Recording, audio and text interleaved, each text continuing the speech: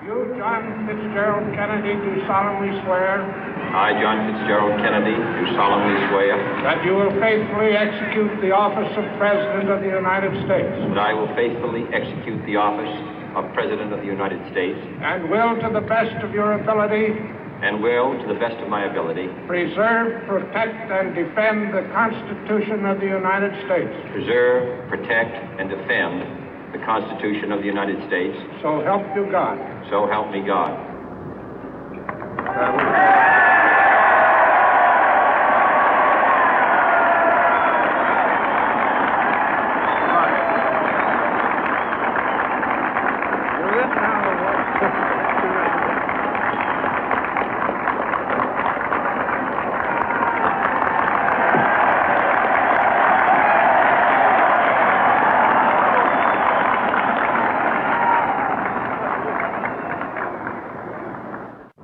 Vice President Johnson, Mr. Speaker, Mr. Chief Justice, President Eisenhower, Vice President Nixon, President Truman, Reverend clergy, fellow citizens.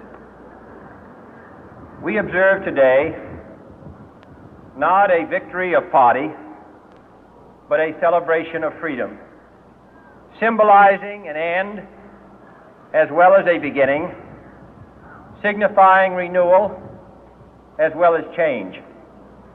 For I have sworn before you and Almighty God the same solemn oath our forebears prescribed nearly a century and 3/4 ago. The world is very different now, for man holds in his mortal hands the power to abolish all forms of human poverty and all forms of human life. And yet the same revolutionary beliefs for which our forebears fought are still at issue around the globe. The belief that the rights of man come not from the generosity of the state, but from the hand of God.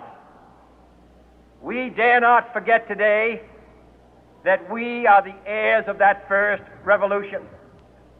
Let the word go forth from this time and place to friend and foe alike that the torch has been passed to a new generation of Americans born in this century, tempered by war, disciplined by a hard and bitter peace, proud of our ancient heritage, and unwilling to witness or permit the slow undoing of those human rights to which this nation has always been committed and to which we are committed today at home and around the world.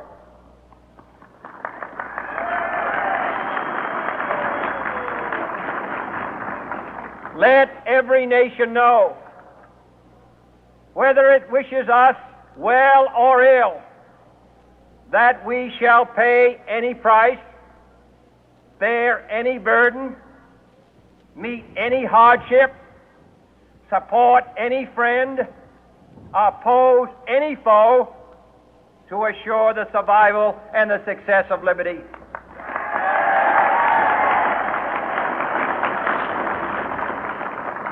This much we pledge and more.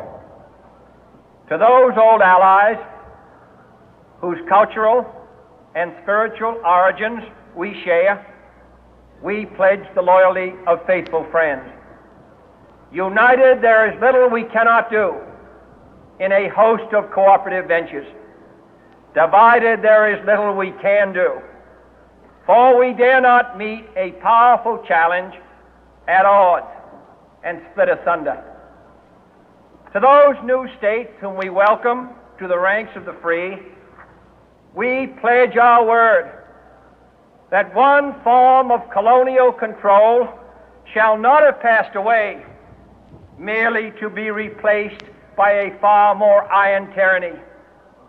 We shall not always expect to find them supporting our view, but we shall always hope to find them strongly supporting their own freedom, and to remember that in the past, those who foolishly sought power by riding the back of the tiger ended up inside.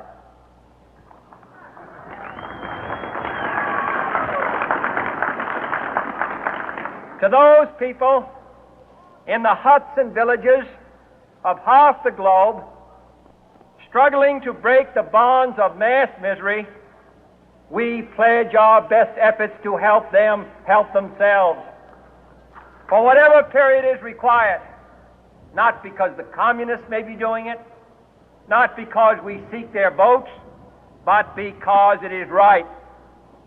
If a free society cannot help the many who are poor, it cannot save the few who are rich.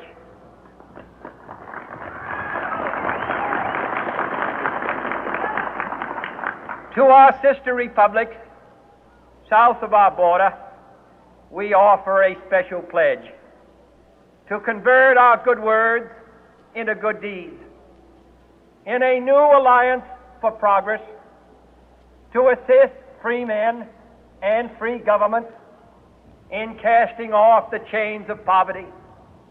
But this peaceful revolution of hope cannot become the prey of hostile powers. Let all our neighbors know that we shall join with them to oppose aggression or subversion anywhere in the Americas. And let every other power know that this hemisphere intends to remain the master of its own house.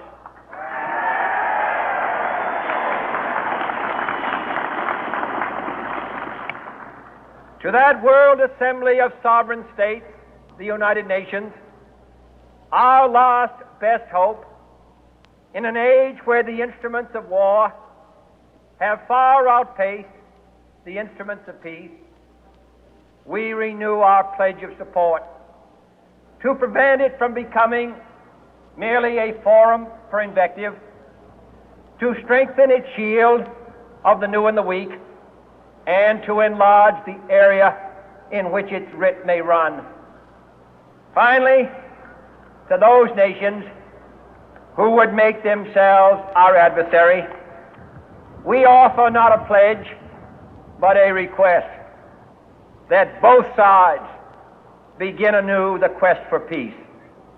Before the dark powers of destruction, unleashed by science, engulf all humanity in planned or accidental self-destruction, we dare not tempt them with weakness, for only when our arms are sufficient beyond doubt can we be certain beyond doubt that they will never be employed.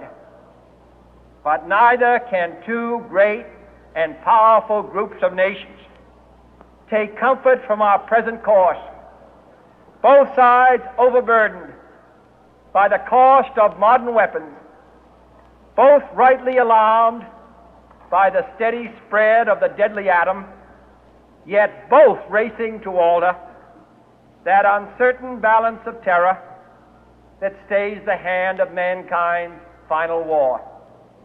So let us begin anew, remembering on both sides that civility is not a sign of weakness, and sincerity is always subject to proof.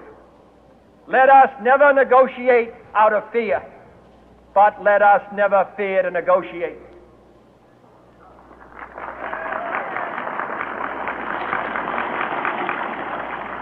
Let both sides explore what problems unite us, instead of belaboring those problems which divide us. Let both sides, for the first time, formulate serious and precise proposals for the inspection and control of arms, and bring the absolute power to destroy other nations under the absolute control of all nations.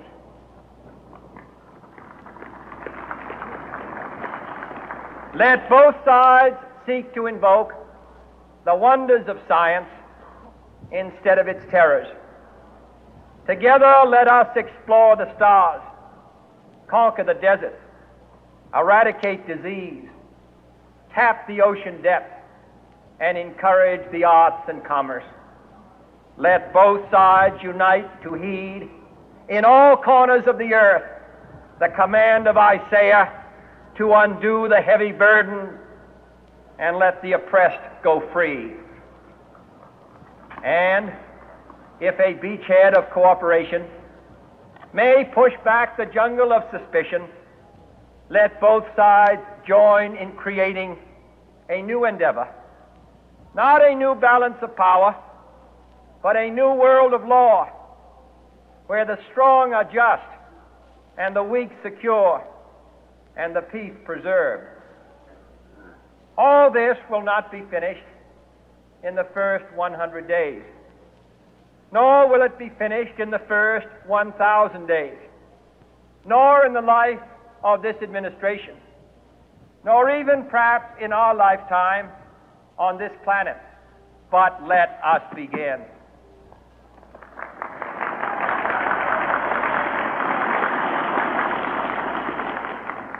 In your hands, my fellow citizens, more than mine, will rest the final success or failure of our course. Since this country was founded, each generation of Americans has been summoned to give testimony to its national loyalty. The graves of young Americans who answered the call to service surround the globe.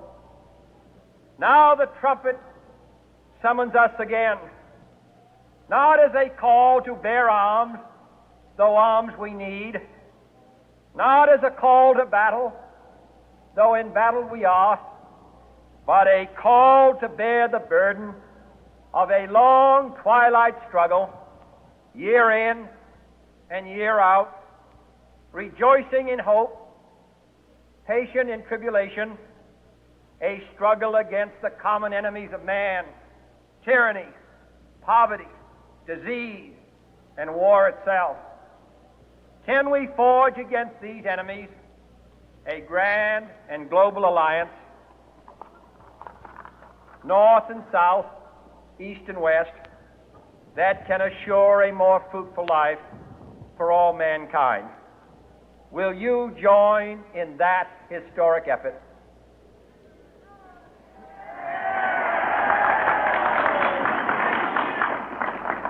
In the long history of the world, only a few generations have been granted the role of defending freedom in its hour of maximum danger. I do not shrink from this responsibility. I welcome it.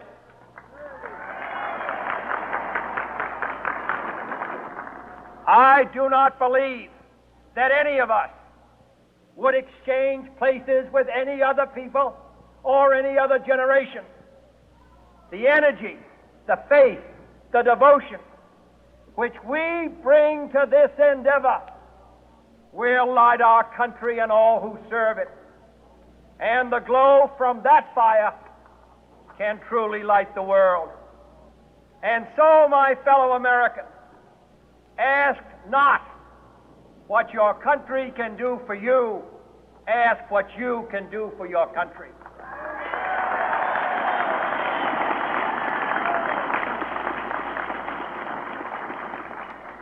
My fellow citizens of the world, ask not what America will do for you, but what together we can do for the freedom of man.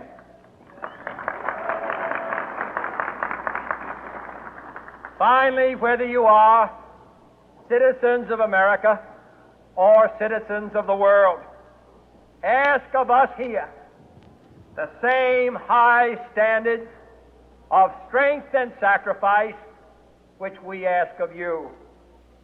With a good conscience, our only sure reward, with history the final judge of our deeds, let us go forth to lead the land we love, asking His blessing and His help, but knowing that here on earth God's work must truly be our own.